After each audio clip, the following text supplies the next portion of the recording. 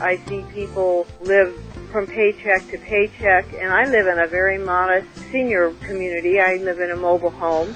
That are more senior because of all the layoffs, they remember times when, you know, it was, you'd walk into a place with a Boeing shirt on and people say, wow, you work at Boeing. Now it's like, oh man, you work at Boeing. It's pretty clear that the corporate world has changed. Between the lack of protection or family relationship that a corporation used to provide. The Manufacturers Alliance says factory jobs pay on average $15.50 an hour. Compare that to retail workers who average just under $12 an hour. But manufacturing workers have become an endangered species. Government statistics show jobs declining for 35 months in a row, a total of 2.6 million workers.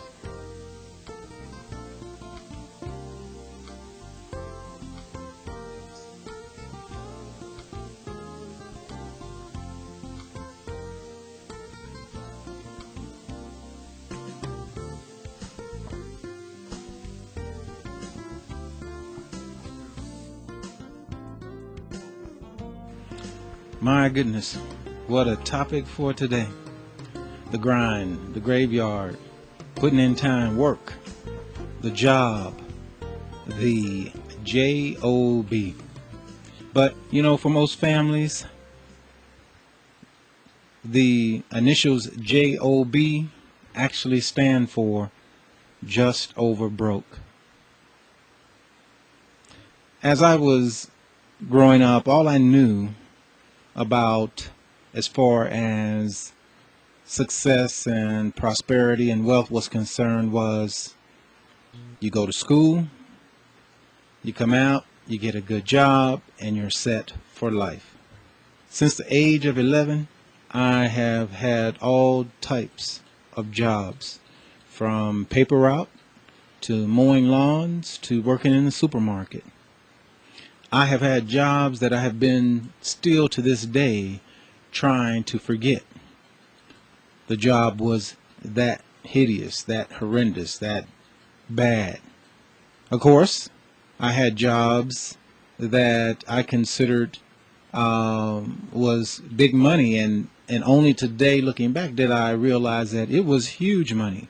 At the age of 15, I worked at our baseball and football stadium here in Kansas City on the grounds crew. And whenever it rained during baseball, during a baseball game, then we would go and put the tarp out over the field to keep the field dry. And I always remember football season. It would be 25 to 30 of us walking shoulder to shoulder, and we'd be carrying these 55-gallon buckets of grass seed, sand, and dirt. And after the football game, we would go back and forth up and down the field. We would pick up these big, huge divots that they would make, and we'd put a handful of this grass seed, sand, and dirt down in that divot, put the divot back down and press on it, and keep going until we went up and down the field. There were even game days to where we had to stay overnight. Because in case it rained sometime during the night, they would come in and wake us up so we could go and put the tarp out. And they had a hayloft, you know, that we all slept in. And some nights I got off so late we had to walk home, which was several miles, you know, from the stadium. And I was making a whopping $6.90 an hour. And that was back in the late 60s, 69, 68, 70, somewhere in there. And at that time, to be 15 years old, making $6.90 an hour, I was in hog heaven. And I'm pretty sure we all have, you know, good and bad jobs that we look back on.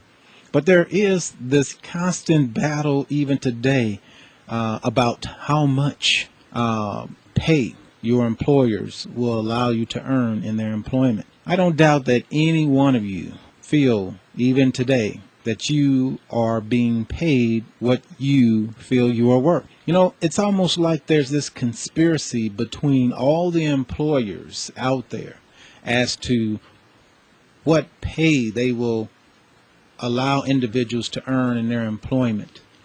regardless of your skill level. Coming in, no, we're only starting you at this level.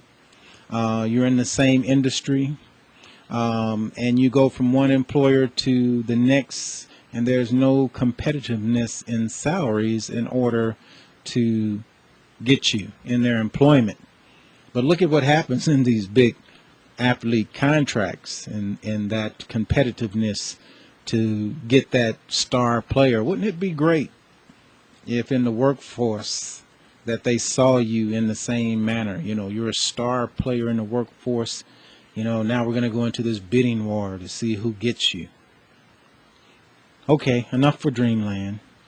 Because most people suffer from this same issue of not being paid what they feel they are worth, and this conspiracy that it seems of employers to keep salaries the same, that keeps many hardworking Americans just over broke.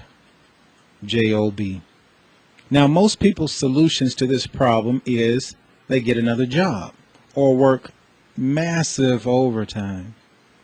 A job not only keeps you just over broke, it also steals precious community time and family time, and time that most families would feel better spent in the charitable community.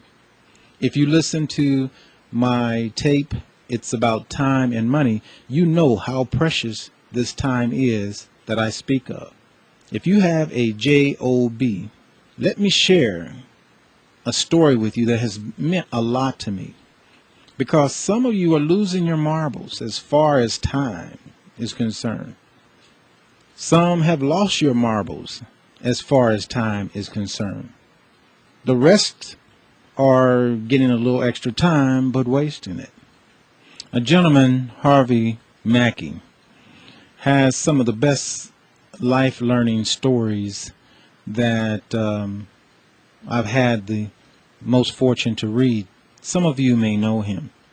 He writes a publication in our small business monthly that we have here in Kansas City. And here's one that I clearly enjoy. And you can even relate back to my audio cassette tape. It's about time and money. And the story reads, "Lost time is never found," because this is going to have a lot to do with what I want to share with you and make a point. And the story goes, none of us knows how many marbles we have left in our jar of life.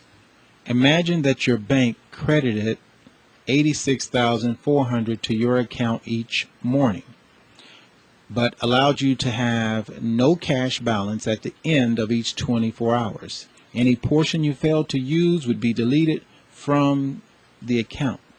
What would you do? You would try to spend every dollar, of course.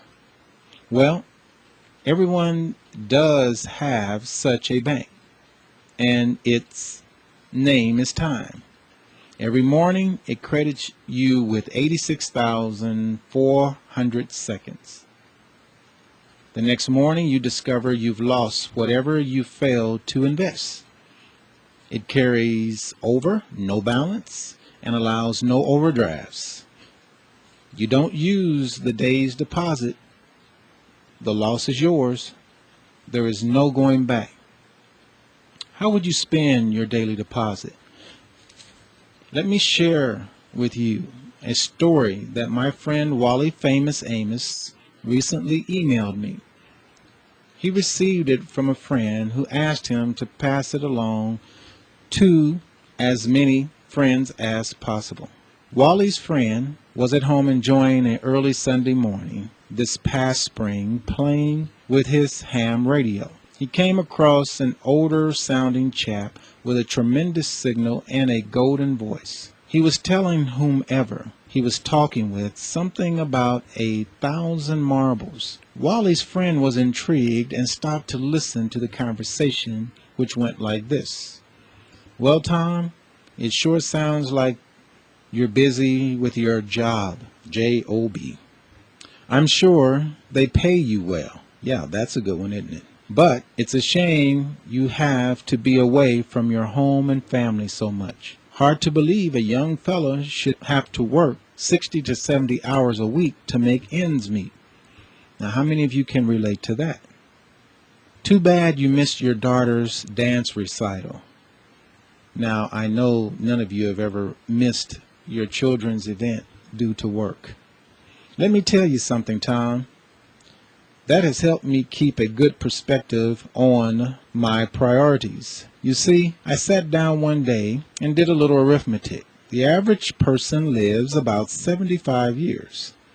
I know some live more, some live less, but on average, folks live about 75 years. Now then, I multiplied 75 times 52, and I came up with 3,900, which is the number of Saturdays that the average person has in his entire lifetime. It took me up until I was 55 years old to think about this in any detail. And by that time, I had lived through more than 2,800 Saturdays. I got to thinking that if I lived to be 75, I only had about 1,000 of them left to enjoy. So I went to a toy store and bought every single marble they had. I ended up having to visit 3 stores to round up 1,000 marbles. I took them home and put them inside a large clear plastic container. Every Saturday since then, I have taken 1 marble out and thrown it away. I found that by watching the marbles diminish, I focused more on the really important things in life. There is nothing like watching your time here on earth run out to help get your priorities straight. My goodness, what an example. Now, let me tell you one last thing before I sign off with you and take my lovely wife out for breakfast. This morning I took the very last marble out of the container. I figured that if I make it until next Saturday, then I have been given a little extra time.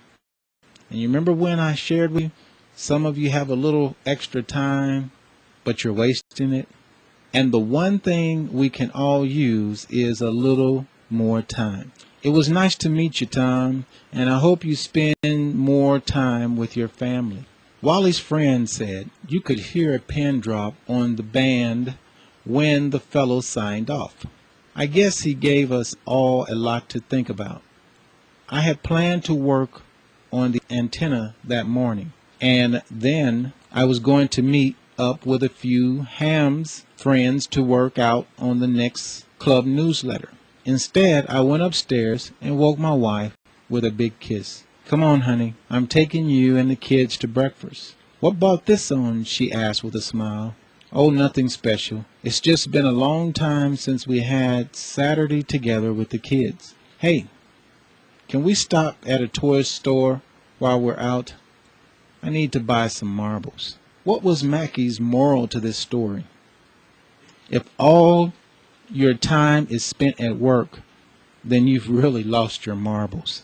You've really lost your marbles if you think your job will be there for you. What tools does your job have for you to utilize in order to have the lifestyle that you have always dreamed of? What is waiting at the end of the retirement on that job for you?